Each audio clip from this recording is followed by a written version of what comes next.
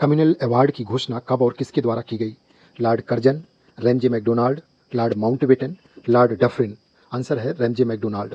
16 अगस्त 1932 को द्वितीय गोलमेज सम्मेलन के बाद इसकी घोषणा ब्रिटिश प्रधानमंत्री के द्वारा की गई। इसमें यह प्रावधान किया गया था कि हिंदुओं से दलितों को अलग कर दिया जाए, यानी कि दलितों के लिए पृथक निर्वाचन की व्यवस्था इसमें दी गई थी।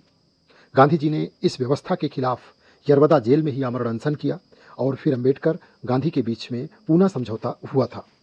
हरिजन शब्द का प्रयोग सर्वप्रथम किसने किया था? Pandit Nehru, doctor Bhimrao Ambedkar, Mahatma Gandhi, Rabindranath Tagore.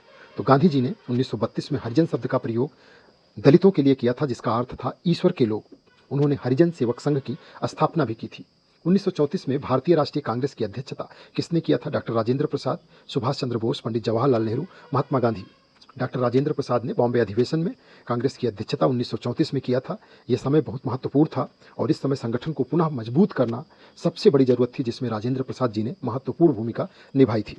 Forward block की स्थापना कब और किसने किया था? 1936 में नेताजी सुभाष चंद्र बोस, या 39 में नेताजी ने किया था, 40 में पंडित जवाहरलाल नेहरू या भगत सिंह ने? आंसर है 1939 में नेताजी सुभाष चंद्र बोस के द्वारा। कांग्रेस से जब मतभेद हो गया तो नेताजी ने 1939 में फॉरवर्ड ब्लॉक की स्थापना किया। इसका उद्देश्य समाजवाद आधारित स्वतंत्र भारत का निर्माण करना था। त्रिपुरी अधिवेशन 1939 का क्या महत्वपूर्ण निर्णय हुआ था?